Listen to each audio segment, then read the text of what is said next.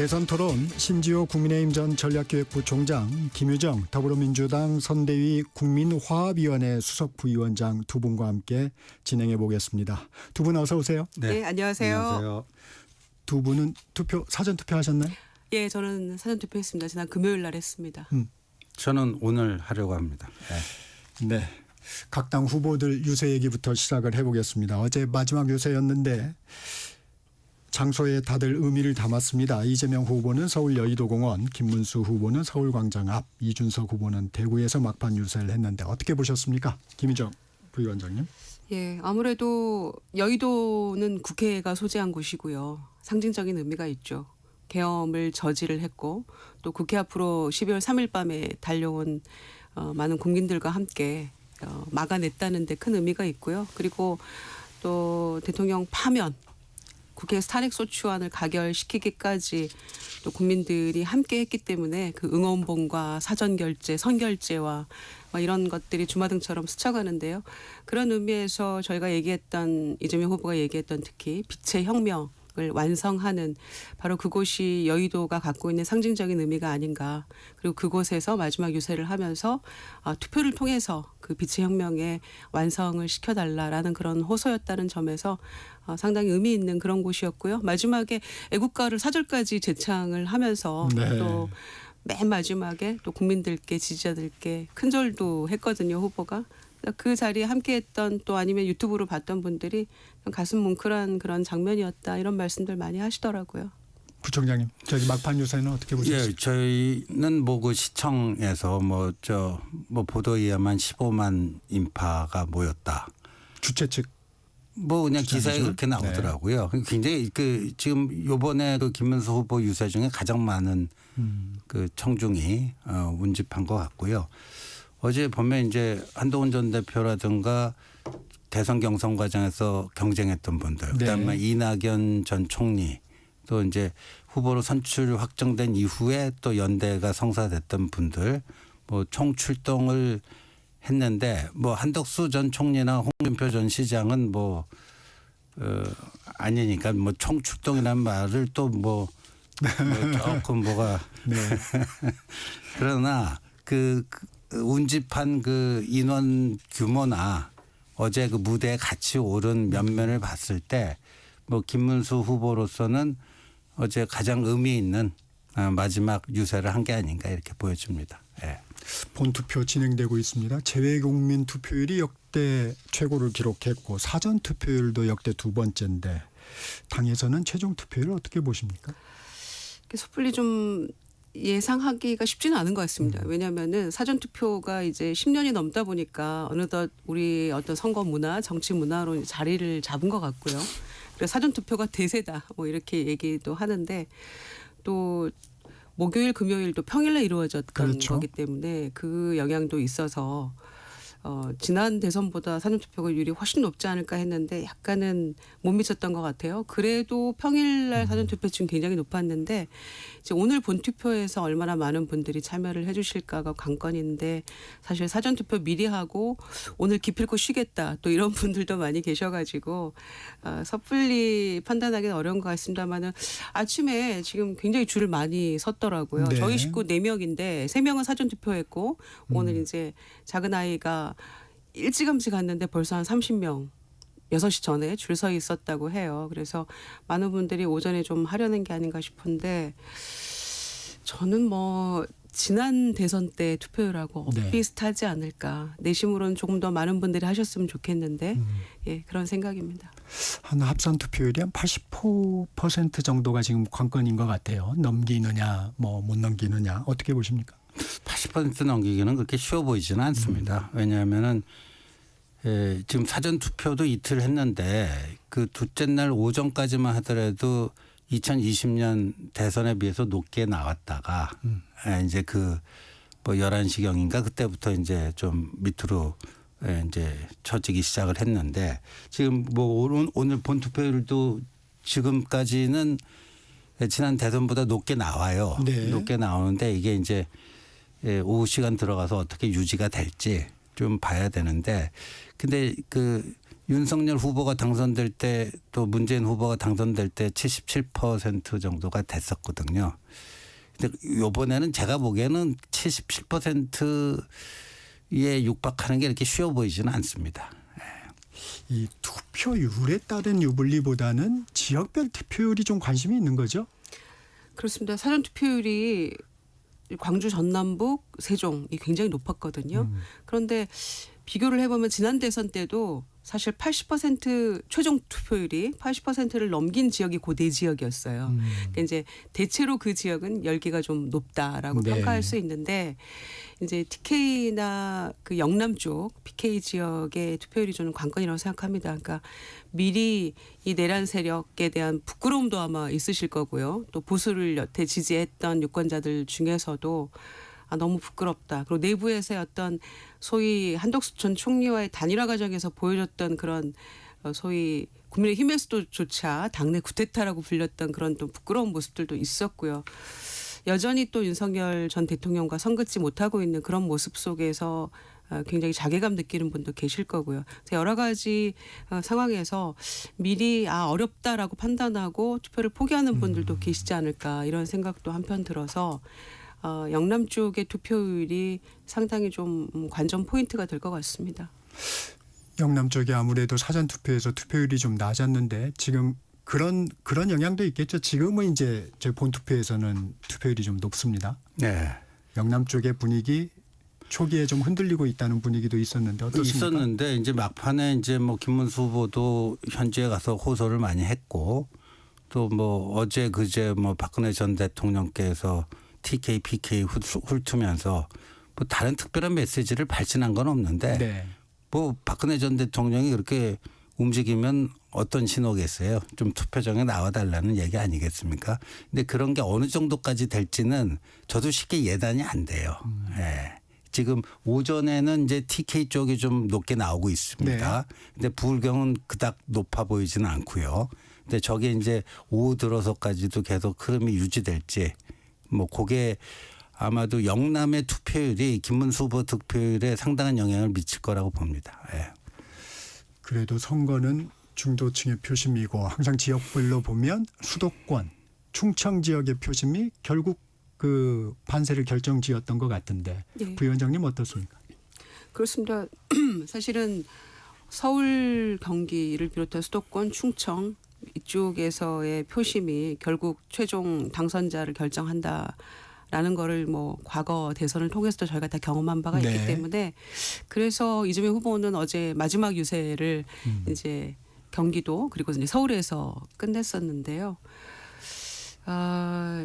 특히 이제 영남은 부정선거에 대한 어떤 관념이 아직도 많이 있는 것 같아서 네. 특히 사전투표가 부정선거하고 좀 많이 연관이 있다라는 그 함정에 빠져 있기도 한 것 같아요. 그래서 김문수 후보가 사전투표 폐지하겠다 이렇게 얘기했다가 나중에는 본인이 직접 사전투표하면서 독려를 했습니다마는 네. 조금 설득이 잘 안 됐던 것 같고요. 그래서 오늘 본투표 참여율이 좀 궁금하기는 합니다. 그리고 서울 같은 경우에 지난 대선에서 저희가 윤석열 후보와 이재명 후보 간에 24만 표 정도 0.73%의 근소한 차이로 저희가 석패를 했는데 서울에서 30만 표를 졌거든요. 네. 이재명 후보가. 그래서 그만큼 이제 서울에서의 표심이 굉장히 중요하고 뭐 공표할 수 있는 그 여론조사의 그 케이스들을 봤을 때 28일 이전에 중도층만을 놓고 봤을 때는 사실은 이재명 후보가 격차가 더 벌어지는 걸 저희가 볼 수 있었거든요. 그래서 마지막 일주일이 어떻게 민심의 변화가 크게 뭔가 작동이 됐는지는 모르겠습니다만은 중도층에서는 오히려 더 이재명 후보에 대한 그런 지지나 이런 것들이 더 높아지지 않았을까. 무응답이나 뭐 모름, 없음 이런 그 응답률이 굉장히 점점점 축소되는 걸 저희가 봤었기 때문에요. 그래서 저희는 중도층에 오히려 기대를 많이 걸고 있습니다. 부총장님 어떻습니까? 그 당에서 분석하는 현재의 판세. 뭐 이제 뭐 골든 크로스가 이미 이루어졌다 이렇게 주장하는 분들도 계시고 뭐 골든 크로스 일보 직전까지 따라잡았다 뭐 이렇게 또 분석하는 분들도 있고 그런데 이제 선거 때 이제 그 캠프의 핵심 관계자들 이렇게 얘기하는 거는 네. 객관적 현실이라기보다도 이제 희망을 담아서 네. 그렇게 표현할 때가 있죠. 표현할 때가 있는데 그래서 아까 제가 다시 한번 말씀드리지만 오늘 이제 영남의 투표율이 과연 어느 정도나 될지 그러니까 사전 투표에서 호남에 비해서 아주 압도적으로 밀리지 않았습니까? 지난 대선 때보다도 사전 투표율이 더 낮아졌는데 그게 이제 본 투표로 얼마나 커버가 될지 그런 것들이 또 그 결과에 상당한 영향을 미칠 수밖에 없는 거기 때문에 굉장히 이 선전선동은 안 하시는데요. 어차피 오늘 투표일이기 때문에 여기서 뭐 선전선정한다고 뭐 대세에 뭐가 있겠습니까? 이미 이번 조기 대선이 갖는 어떤 시대 정신이라는 게 이미 지난번에 불법 개헌과 내란에 대한 그 국민들이 가졌던 공포와 분노 이런 것들이 사실 투표로서 극복하자라는 것들이 투영된 그런 조기 대선이잖아요. 그런 의미에서 어느 정도 민심이 좀 드러난 선거가 아닌가 이런 생각이기 때문에 저희는 뭐 오늘 투표율을 포함해서 마지막까지 국민들의 어떤 그 마음 그동안 6개월간 보여주셨던 마음을 한번 믿어 보겠습니다. 공식 선거운동 기간 좀 되짚어 보겠습니다. 대통령 탄핵으로 인한 조기 대선인데 후보들의 경쟁 총평을 좀 해주시면 어떨까요? 그러니까 우리가 보통 대선과 총선의 그 투표 성향을 크게 분류할 때 대선은 미래를 내다보고 그 뭔가를 투표하는 그 좀 전망적 성향이 강하다. 네. 미래에 대한 기대를 표현하는 그런 전망적 성향이 강하고 총선은 최근에 있었던 그 과거를 평가하는 이런 회고적 그 성향이 강하다. 그러니까 전망적 투표 성향, 회고적 투표 성향. 뭐 정치학계에서도 그런 표현을 씁니다. 네. 대선과 총선의 차이점을. 근데 이제 이 조기 대선은 2017년도 그렇고 지금도 마찬가지지만 현직 대통령의 파면으로 성립한 그런 선거이기 때문에 이게 심판 선거로 가기가 쉽죠. 일반 대선과는 다르게. 성격 자체가. 예, 심판 선거로 가기가 굉장히 그 가능성이 높은데 그런데 이제 그 구여당 그 대통령 파면된 대통령이 소속된 당의 후보가 그 파면된 대통령과 좀 다른 결의 후보가 나오면은 조금 또 이제 얘기는 달라집니다. 얘기는 달라지는데 뭐 이제 아시다시피 윤석열 전 대통령이 선거 막판까지 이 선거전에 등장을 했고 또 김문수 후보도 뭐 계엄에 대해서는 어제도 다시 한번 뭐 국민들께 사과하고 그랬지만 그러니까 과연 이제 파면된 윤석열과 어느 정도 차별화되는가 하는 점에서 어찌 보면 요번에 만약에 민주당 이재명 후보가 승리한다면 이재명 후보가 잘해서 승리하는 게 아니고 저희 국민의힘이 못해서 그 반사이득으로 승리하는 거다 이렇게 봅니다. 이 잠시 쉬어가도록 하겠습니다. 대선 토론 전하는 말씀 듣고 8시에 다시 찾아오겠습니다.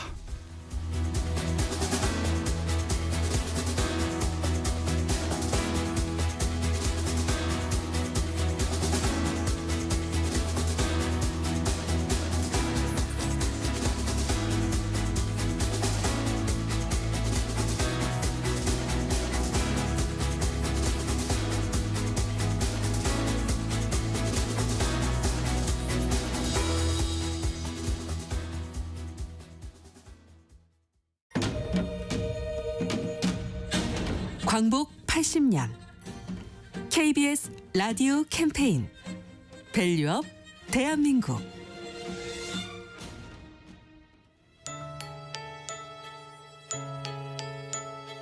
안녕하세요. 저는 전통 자개 명장 이영옥입니다. 제가 하고 있는 자개 공예는 재료도 영혼과 같고 일하는 과정도 영과 혼이 정말 닳고 마르도록 계속 반복하는 작업이 지나야지 완성이 돼가는 그런 작업이거든요. 자르고 갈고 닦고 또 자르고 갈고 닦고 그렇게 할수록 더 빛이 나고 영롱해져 가요.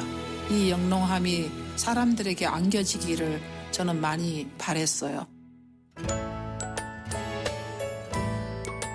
예전에 엄마들이 자개를 장을 가지는 게 로망이었거든요. 지금은 큰 장롱이 들어갈 곳이 없어졌어요. 사양 산업이다라고 했어요. 그때만 해도 한 17년 차 홍보를 했더니 자개의 어떤 부활이 됐어요.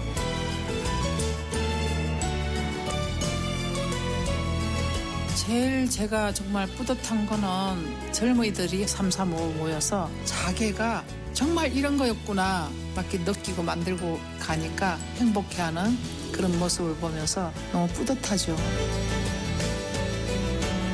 자개는 그 자체가 만들기만 하면은 광을 내요.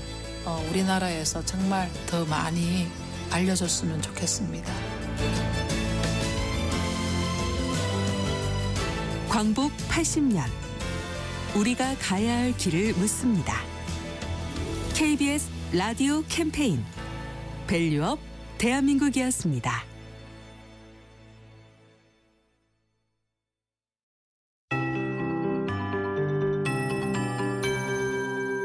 KBS 58분 날씨. 대통령 선거일인 오늘 차차 하늘이 맑아지겠습니다. 지금은 구름이 많이 껴있고 곳곳에는 안개도 드리워져 있는데요. 차츰 구름이 줄어들고 안개도 걷히며 맑은 하늘이 드러나겠습니다. 다만 경기 북동부와 강원도는 오전부터 저녁 사이에 북쪽을 지나는 약한 비구름의 영향으로 5에서 10mm 정도의 비가 가끔 오는 곳이 있겠고요. 경상도 해안은 지금 약한 비가 오락가락하고 있는데 아침 중에 모두 그치겠습니다. 오늘 아침과 저녁 시간은 선선하겠고 낮에는 조금 덥게 느껴지겠습니다. 현재 기온은 서울 19.7도, 부산과 광주 18.1도 등으로 어제 아침과 비슷하거나 1, 2도 정도 낮은데요. 한낮에는 서울, 강릉, 전주 25도, 춘천과 대전 26도, 대구 27도, 제주 22도 등으로 어제보다 1도에서 5도 정도 높을 전망입니다. 한편 오후부터 서해안과 강원 산지, 경북 북동 산지와 일부 내륙에는 바람이 강하게 불겠고요. 오늘 수도권과 충청도는 오전까지 초미세먼지 농도가 나쁨으로 나타나는 곳이 있겠습니다. 내일부터 이번 주는 대체로 맑은 가운데 기온은 계속 오름세를 보이겠습니다. 현재 서울의 기온은 19.7도입니다. 송소진입니다.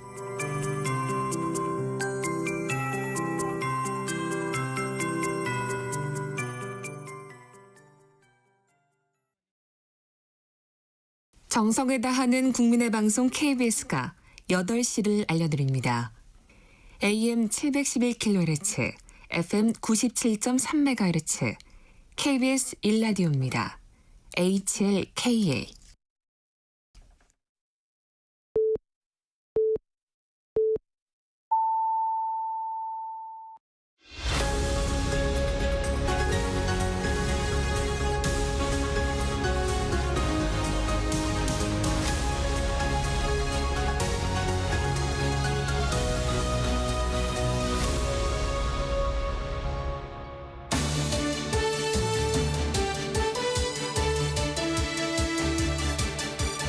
전철시사 대선 토론 신지호 국민의힘 전 전략기획부총장, 김유정 더불어민주당 선대위 국민화합위원회 수석 부위원장님 함께하고 계십니다.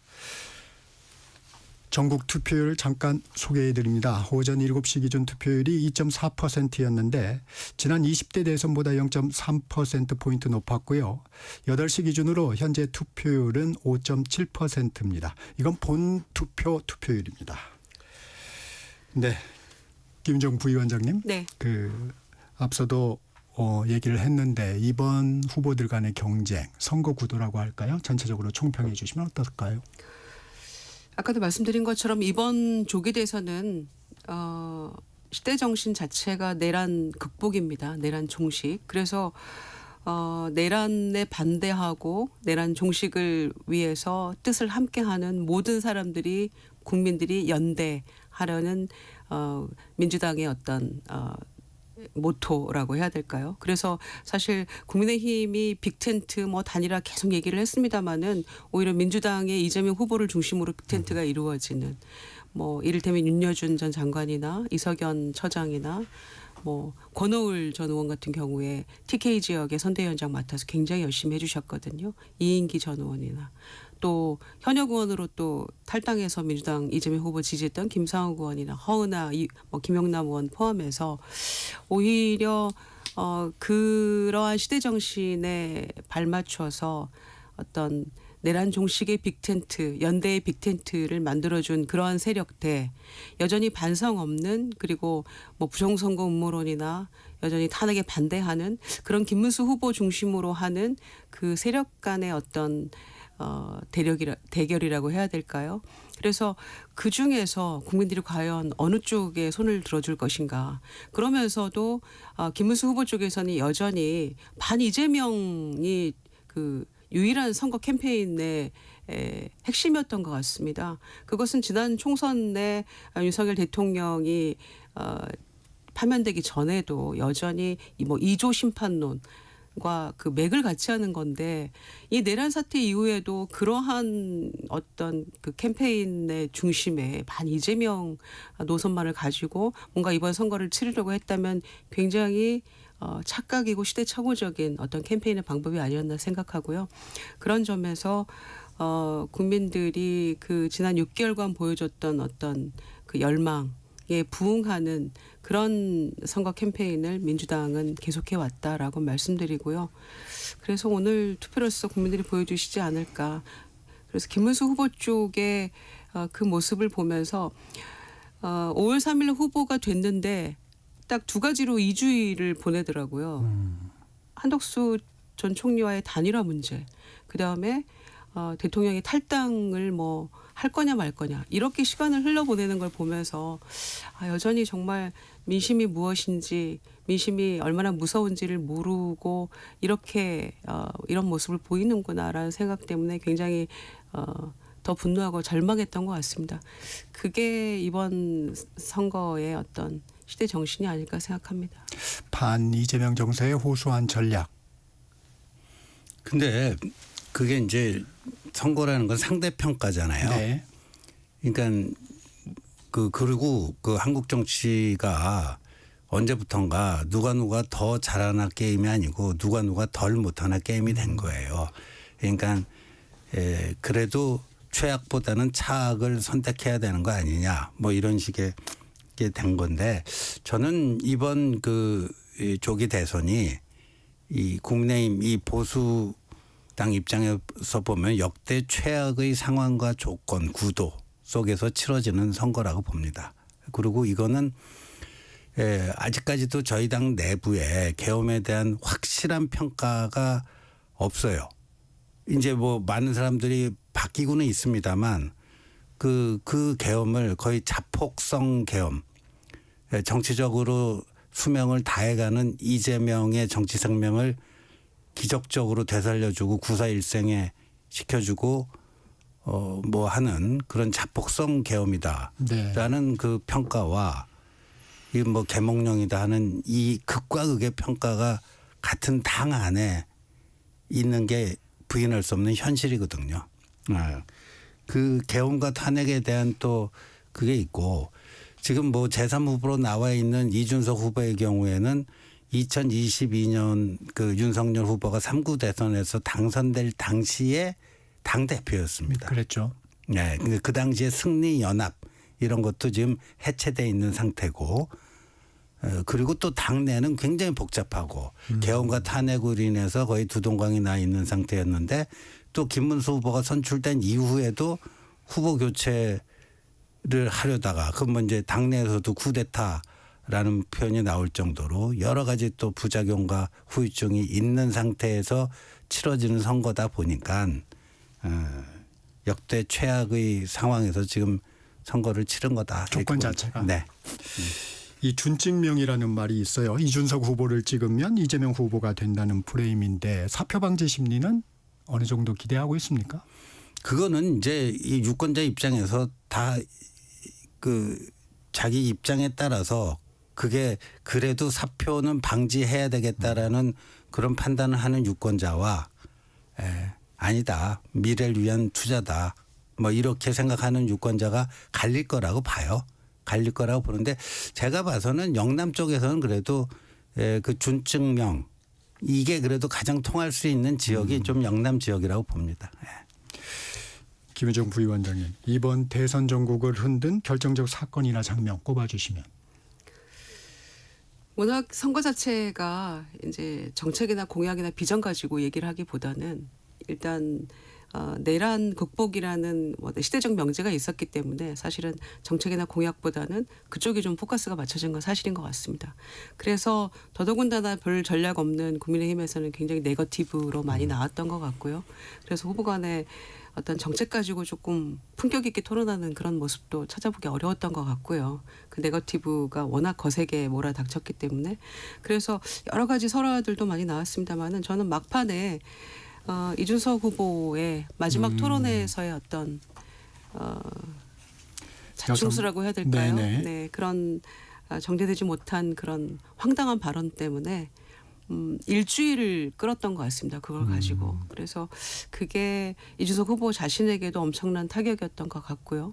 또 그 토론회 마지막 토론회를 보면서 지켜봤던 국민들도 뭐 동시에 불의의 일격을 당한 그런 느낌이었기 때문에 사실은 인권위에 막 진정도 쇄도하고 고소 고발도 난무하고 그러지 않았습니까? 그래서 저는 노무현 정신을 뭐 얘기하고 하는 이준석 후보로서는 과거 지금 그래서 20몇 년 전에 노무현 이해창 두 후보의 토론 모습이 다시 지금 소환이 되기도 하거든요. 이렇게 품격 있게 했었노라고. 그런데 정작 노무현 정신을 얘기했던 이준석 후보의 그날 토론회는 너무 황당하고 있을 수 없는 그런 일이었기 때문에 모두를 놀라게 했었죠. 오죽하면 뭐 토론 모습을 다 묵음 처리를 방송사에서 이제 와서 하겠습니까? 그래서 그것 때문에 저는 자충수를 뒀다고 생각하고요. 그 결과가 이제 어떻게 올지는 이제 결과로서 이준석 후보의 득표율 또 이재명 후보가 과연 과반을 넘길 것인가 네. 뭐 이런 여러 가지 평가들이 있잖아요. 그 결과로서 돌아오게 될 것 같습니다. 그 장면이 저는 두 번 다시는 있어서는 안 될 그런 나쁜 장면이었던 것 같습니다. 근데 저는 이준석 후보의 그 문제의 발언보다도 유시민 작가의 그 발언이 훨씬 더 심각하다고 봐요. 그러니까 이준석 후보를 제가 두둔하는 게 아니라 네. 잘못했죠. 본인이 만들어낸 말은 아니지만 그런 끔찍한 표현을 그 공중파에서 그대로 그냥 그 인용을 했다는 것 자체가 상당한 그 판단력에 좀 문제가 있었다고 봅니다. 네. 그런데 그거는 본인이 뭐 만들어낸 말은 아니잖아요. 예, 그 이재명 후보 아들이 한 말은 맞잖아요. 예. 그건 아닙니다. 아니, 표현 자체는 다릅니다. 아니, 그거는 이제 민주당 그거는 만들어낸 주장이고요. 거죠. 제가 좀 잠깐, 얘기할게요. 예. 예, 그건 민주당 하고 기회 주장이고. 드리겠습니다. 예. 그러니까 그 이재명 후보 아들 이동호가 한 얘기를 이준석이 좀 부적절하게 그거를 옮겼다. 그게 이제 문제고 이준석이 만들어낸 말은 아니죠. 그런데 이제 유시민의 그 문제의 발언을 보면은 무슨 설란영 여사에 대한 내재적 접근을 했다는 거는 괜한 그 뭐 말장난이고요. 유시민이 볼 때는 그렇게 보인다라는 거였어요. 그런 식의 해석을 한다라는 거는 뭐 내재적 접근이 아니라 자기의 어떤 세상 경험과 자신의 어떤 그 감각으로 봤을 때 설란영이 지금 저런 상태에 있다 이렇게 얘기를 한 거거든요. 그러니까 그거는 이른바 뭐 그 진보를 가지고 수십 년 동안 먹고 살아온 뭐 이런 사람이 그 진보의 가치와는 정면으로 배반되는 여성 차별과 노동자 멸시 이거를 이제 이중적으로 드러낸 거기 때문에 그 영남의 투표율이 높아지면요 오늘 대구 경북은 상당히 지금 높게 나오고 있는데 저는 이건 다 유시민 덕이라고 봅니다. 예. 하나하나 좀 따져볼게요. 김여정 부위원장님, 그러면 이준석 후보는 그런 얘기를 해요. 대통령 후보자의 가족 검증은 공적 영역 아니냐. 이 부분에 대해서는 어떤 말씀 주시겠습니까? 일단 가족 검증도 물론 중요하고 필요하죠. 네. 그런데 그 이재명 후보 아들과 관련된 이야기는 이미 여러 차례 사과를 한 바가 있고요. 네. 3년 전에도. 그리고 작년에 이제 법적 처벌도 끝난 상황이잖아요. 그러면 후보의 어떤 잘못이나 이런 부분도 아니고 그 아들 자녀에 대한 부분인데 그 얘기를 그렇다면 현장에서 토론을 할 때 이재명 후보께 직접 물어보면서 이 부분이 작년에 이렇게 결론이 났는데 여기에 대해서 어떻게 생각하십니까? 라고 묻던지 아니면 항상 가족 문제가 이슈가 되기도 하는데 박근혜 정권 시절 이래로는 특별감찰관 제도가 없어졌잖아요. 자꾸 임명 안 하고. 그러면 향후에 이런 문제들을 어떻게 관리하실 건가라고 뭔가 제도적 시스템을 만드는 대안을 발굴하는 쪽으로 토론이 좀 이루어져야지 저는 건설적인 방향이었다고 생각합니다. 그런데 이준석 후보는 자꾸 말을 바꿨어요. 그러니까 처음에는 권영국 후보에게 그 질문을 하면서 무슨 성인지 감수성에 대한 질문을 하는 것처럼 하다가 나중에 그게 굉장히 문제가 되니까 토론 끝나고 나서는 가족 검증하는 거였다라고 얘기를 했다가 그다음에는 또 문제가 되니까 이게 뭐 정치 보복하는 거냐라는 식으로 말을 바꿔요. 그러니까 본인이 정말 이게 가족에 대한 검증이 필요하다는 당위성을 가지고 질문을 하려면 직접 물어보고 이 문제를 어떻게 할 것인가에 대해서 의견을 구하고 제도적으로는 어떻게 이걸 풀어나갈 것인가 이렇게 해야만 이게 토론이라고 할 수 있는데 계속해서 말을 바꾸면서 사과라고 하는데 결국에는 내가 뭘 잘못했어예요. 공식적인 사과 자체도 제가 보기에는 당원들을 향한 이메일 정도였고 그조차도 마지막에 미괄식이더라고요. 그러니 저 꼭 15% 받게 해주세요였어요. 그래서 그게 과연 진정성 있는 사과였나. 그리고 가족에 대한 검증도 중요합니다만은 그 문제가 현재 진행형의 문제도 아니고 일단락된 문제를 가지고 이렇게까지 전 국민을 대상으로 혐오적인 그런 발언을 재현하거나 혹은 본인이 만들어낸 기존에 없던 표현 같은 거를 넣어서 이렇게 하는 게 과연 맞는 것이었나. 본인이 나중에 득달같이 사과하는 액션을 취한 것도 결국 잘 나가다가 단이라도 거부하면서 잘 나가다가 내부에서 다 여론조사 해봤을 거 아니겠습니까? 거기에 대해서 굉장한 위기감을 느끼고 사과라고 했는데 그것도 굉장히 진정성 있는 사과는 아니었다고 보기 때문에 전반적으로 큰 문제고요. 정치하는 내내 이거는 꼬리표처럼 따라다니는 문제가 될 게 아닌가 싶습니다. 그래서 압도적인 뭐 새로움을 얘기했지만 결국 나이가 젊다고 해서 젊은 정치를 하는 건 아니구나. 압도적인 구태가 될 수도 있다라는 것들을 본인이 몸소 보여준 그런 장면이었기 때문에 저는 매우 문제가 있다고 생각합니다. 신조 부총리, 네. 저기 민주당에서 얘기하는 것처럼 이미 일단락됐고 네. 그 법적인 처벌도 받았다. 예. 근데 도박 자금 문제는 또 다시 저기 그렇죠. 그러니까 뭐 지금 어제 이재명 후보가 어제 그랬나요? 뭐 본인의 장남이 어디 좀 취업 좀 하려고 그러면 계속 와서 뭐 가짜 뉴스 만들어서 퍼뜨리고 그러니까 그만두고 뭐 이렇게 했다. 그러니까 사실상 제대로 된 소득 활동을 못했다. 이거를 인정을 한 셈이거든요. 근데 도박 자금 2억 3천만 원이 어디서 나왔는지. 그러니까 어제 본인의 해명이 그 아들 도박 자금의 출처에 대한 궁금증을 더 키웠습니다. 예. 그래서 국민의힘은 그걸 검찰 고발하겠다는 거예요?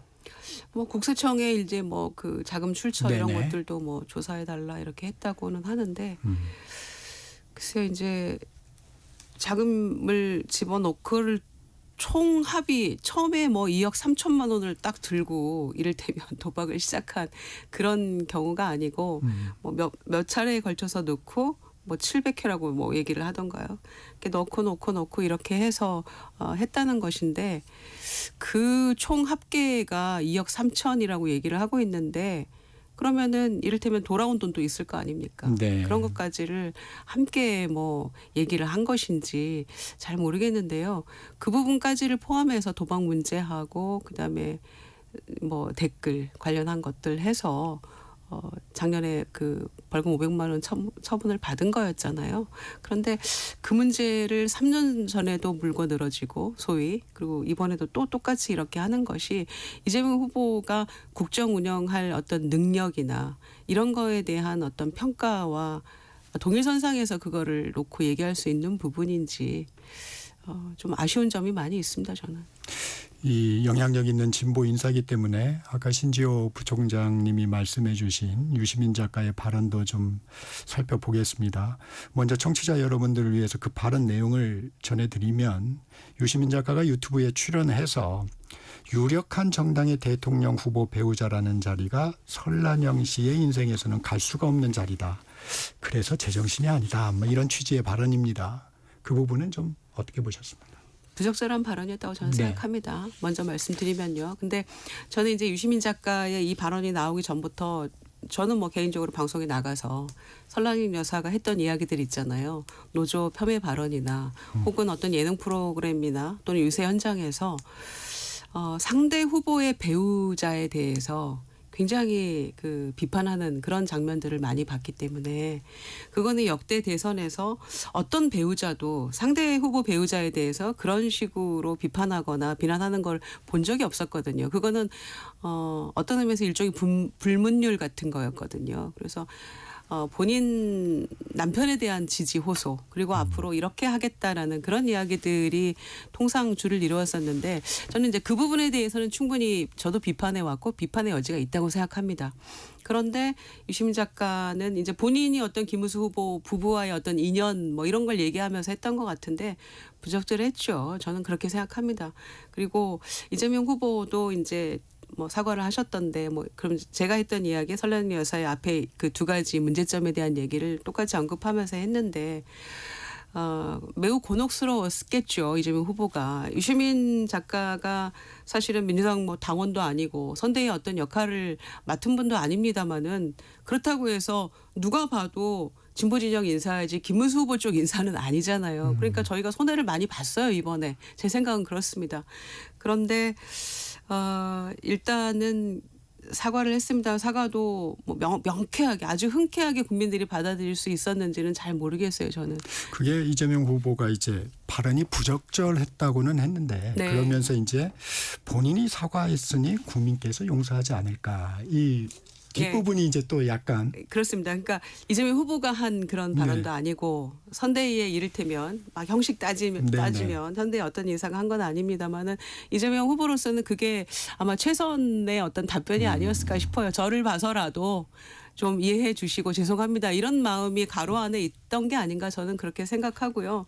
사실 좀 많이 아쉽습니다. 이재명 후보가 1, 2, 3 캠페인을 했었잖아요. 1번 이재명 3표가 모자랍니다. 마지막까지 정말 그렇게 호소하면서 캠페인을 했었는데 저희가 막판에 그렇게 한 표 한 표 모으면서 호소한 것들이 조금 손해 본 것 같기도 하고 이것 때문에 국민들이 마음 돌리시면 어떡하나 하고 사실 굉장히 좀 걱정도 되고 그렇습니다. 불가분의 관계처럼 보지 네. 않으시는 이유 때문에 그런 거죠. 그래서 아쉬움이 좀 남습니다. 우리 김유정 부위원장님이 말씀 중에 잠깐 언급을 했는데 설란영 여사도 노조위원장을 한 바 있는데 이 간담회에서 일반 사람들은 노조는 아주 그냥 과격하고 세고 못생겼다고 생각한다고 말해서 또 노총에서 또 비판이 나왔어요. 이거 뭐 노조 혐오, 외모 비하 아니냐. 이 부분은 좀 어떻게 보셨어요? 그 저쪽 그 설란영 여사의 그 발언은 본인의 굉장히 중요한 인생의 한 시기를 부정하는 듯한 발언으로까지 들리거든요. 그냥 부적절한 발언이었어요. 근데 그거는 이럴 때 쓰는 표현이 부적절한 발언이고요. 네. 유시민 씨의 얘기는 망언이죠. 망언. 그건 부적절하다고 하는 그 표현 자체가 감싸고 도는 거예요. 그리고 이재명 후보가 유시민 씨 그게 부적절하다. 근데 본인이 사과했으니까 그래도 국민들께서 용서해 주시지 않겠느냐 이렇게 얘기를 하더라고요. 근데 그 사과도 그게 사과인지 변명인지 뭐 내재적 접근이 어떻고 저떻고 하니까 그러니까 바로 이제 온라인상에서 나오는 반응은 이준석이 사과한 거는 당원들에게 사과하니까 제대로 된 사과 아니라고 했는데 그런데 여하튼 이준석은 그래도 뭐 더 이상 변명하지는 않겠다. 당원들에게 사과한 그 표현을 보면 그 이준석은 제명시킨다면서 뭐 유시민은 용서해 주기를 바라느냐 또 이중잣대다. 그런 얘기가 나오고 있어요. 예. 아니, 근데 유시민 작가가 어떤 공적 지위를 가지고 있는 분은 아니잖아요. 아닙니다. 네. 예, 그러니까 이준석 후보에 대한 어떤 징계안과는 또 별개의 이야기고요. 이거는 좀 저는 좀 차원은 다른 문제인 것 같습니다. 그리고 자꾸 제명안이라고 이준석 후보가 이렇게 호도하는 경향이 있더라고요. 명백히 국회의원 징계안을 낸 것이고 윤리 거쳐서 여러 단계를 거쳐야 되잖아요. 그리고 설사 윤리에서 제명안을 이제 결론을 내더라도 본회의에서 200명 이상의 국회의원 동의를 해야 되는데 지금의 구도상 개혁신당까지를 죄송합니다. 포함해서 지난번 탄핵안을 가경하면서 192명이다 이런 얘기를 했었는데 개혁신당 3명 빼고 김상우 의원 왔으니까 지금 구도는요 190대 110이거든요. 그러니까 그거는 윤리도 거쳐야 되고 많은 단계가 있고 또 민주당 의원들이 그 조국 혁신당 의원들이 주도적으로 낸 발의안에 대해서 한 서너 분이 참여를 했거든요. 근데 이거를 뭐 나를 제명시키려고 하는 거다라고 하는 것은 이거는 사실관계를 너무 호도하는 것이다. 그리고 미리 절차가 많이 남아있는 건에 대해서 가불해서 지금 이렇게 본인이 분노하고 있다라는 생각이 드네요. 반성이 먼저라고 생각합니다. 하나 더 짚고 넘어가겠습니다. 이재명 후보가 유튜브 인터뷰에서 이런 말을 했습니다. 대법원 쪽에 저한테 직접은 안 오지만 소통들이 일부 있잖아요. 제가 들은 바로는 빨리 정리해 주자였다고 빨리 기각해 주자 깔끔하게 그랬다고 합니다. 그런데 어느 날 바뀌었대요. 이 발언은 좀 어떻게 들으셨어요? 그게 만약에 그게 사실이라면 이거는 있어서는 안 되는 일. 그러니까 윤석열 전 대통령의 느닷없는 비상계엄이 자유민주주의 헌정 질서를 파괴했고 뭐 그랬습니다만 지금 그 이재명 후보의 그 발언이 만약에 사실이라면 이거는 대한민국 그 국가 운영의 기본 중의 기본인 상권 분립을 파괴하는 그런 모종의 그 밀실 거래 내통이 있었구나. 이건 반헌법적인 그런 행위입니다. 그런 행위인데 그러니까 일단 대법원의 누구와 민주당 그 이재명 후보는 본인이 소통한 건 아니라고 했어요. 아니고. 그러니까 민주당 누구 대법원의 누구와 민주당 누구가 언제 어떻게 무슨 대화 내용을 나눈 것이 이재명 후보 귀에 그렇게 들어갔는지 진상규명이 반드시 필요합니다. 이거는. 진상규명이 반드시 필요하고 이건 게이트예요. 엄청난 게이트고. 그리고 두 번째는 그 사실관계 확인이 굉장히 시급하고요. 두 번째는 그게 사실인지 아닌지를 떠나서 그거를 아무렇지도 않게 얘기하는 그 이재명 후보의 좀 인식에 까무러쳤어요. 설령 자신의 가까운 측근이 저 뭐 대법원 쪽을 이렇게 알아보니까 뭐 이렇게 한다고 하네요. 근데 그거를 공개적인 방송에 나와서 그렇게 해주기로 한 거를 180도 뒤집었으니까 이거 문제다라는 식으로 얘기하는 이재명 후보의 그 인식. 이 사람은 상권 분립에 대한 기본적인 무슨 사고가 정립되어 있는 사람이 아니구나. 자기가 대통령이 되면 상권 분립 이런 거 다 우습게 하는 사람이구나. 그 인식을 드러낸 거예요. 그러니까 앞에 부분은 팩트의 문제고 뒤에 부분은 인식의 문제인데 둘 다 아주 중대한 문제입니다. 이건 윤석열이 비상계엄을 잘못해갖고 나라를 이런 지금 혼란의 지경에 빠뜨린 것도 저희는 저희 그 반성하려고 해요. 근데 이재명 후보가 오늘 이제 밤에 어떻게 될지 모르겠는데 대통령 되겠다는 사람이 어떻게 이런 인식을 갖고 있는가 이건 굉장히 중대한 문제입니다. 김유정 부위원장님 말씀해 주셔야 될 것 같은데. 글쎄요, 이제 저희가 헌재에 그 파면 결정할 때도 그 전에 이제 워낙 자꾸 선고일이 늦어지니까 온갖 추측과 억측들이 많았잖아요. 몇 대 몇이다, 뭐 기각이다, 각하다, 인용은 확실하다, 8대 0이다, 몇 대 몇이다 이런 얘기 많았는데 그것들이 이를테면 뭐 누구로부터 어떤 근거를 가지고 흘러나온 이야기인지 아니면 그냥 그야말로 추측인지 여러 가지 법적인 것들을 종합 판단해서 그건 누구도 알 수 없는 문제들이 얘기가 나왔던 거고요. 마찬가지로 대법원의 어떤 그 상고심 판결을 놓고도 전원합의체로 넘어가서 9일 만에 이게 결론을 내겠다고 했을 때 모두가 국민의 80~90%는 그렇게 생각했을 겁니다. 대선 전에 뭔가 빨리 정리를 할 모양이다. 이렇게 항소심 이후에 이렇게 빨리 내규도 어겨가면서 이런 식으로 한 전례가 거의 없으니 이거는 항소심 그대로 똑같은 결론을 내면서 정리를 하고 대선에 돌입하게 할 모양이다라는 그런 생각들을 저도 했고 많은 분들이 법조인들도 그렇게 생각하는 분들이 다수였거든요. 그런데 아마 이제 그런 정도의 정보를 그 법조인 출신들도 많으니까요. 당내에 그렇게 얘기를 들었는데 이거는 누구도 예상치 못하게 파기환송이 나와버렸기 때문에 거기에 대해서 이제 인생에 가장 놀랐던 순간 중에 하나였다라는 설명을 하면서 그런 정보가 우리에게 있었는데 결론은 이렇게 나더라, 바뀌었더라. 이게 상권 분립에 대한 어떤 그 마인드가 없는 발언이었을까요? 그리고 민주당이 설사 이거는 완전히 그 마무리되는 게 맞았는데 깔끔하게 결론이 뒤바뀌었다. 이걸 민주당에서 뒤바뀐 그런 상황도 아니고요. 그 반대의 경우라도 마찬가지입니다. 대법관 12명을 민주당이 무슨 수로 이분들을 다 설득해서 결과를 다 바꿀 수가 있죠. 그러니까 이것은 너무 좀 과도한 과잉 해석이다라고 생각하고요.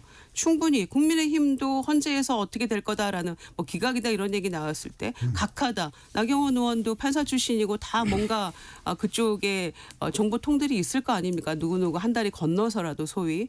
그러면 그런 얘기 하는 거는 상권 분립 마인드가 없는 거고 이걸 어떻게 해보려고 했다라고 저희도 똑같이 얘기하는 게 합리적으로 맞는 대응일까요? 저는 그런 차원에서 이 정도 정보를 들을 수 있고 그런데 이게 내용이 이렇게 바뀌어서 정말 황당했다. 국민들도 전부 다 9일 만에 결론 내는 것은 똑같이 가나 보다. 무죄로 정리하고 가는 모양이다. 이렇게 했던 건데 이 결과를 놓고 이재용 후보의 발언을 이렇게까지 확대 해석하는 거는 저는 좀 아닌 것 같습니다. 확대 해석이 아니고요.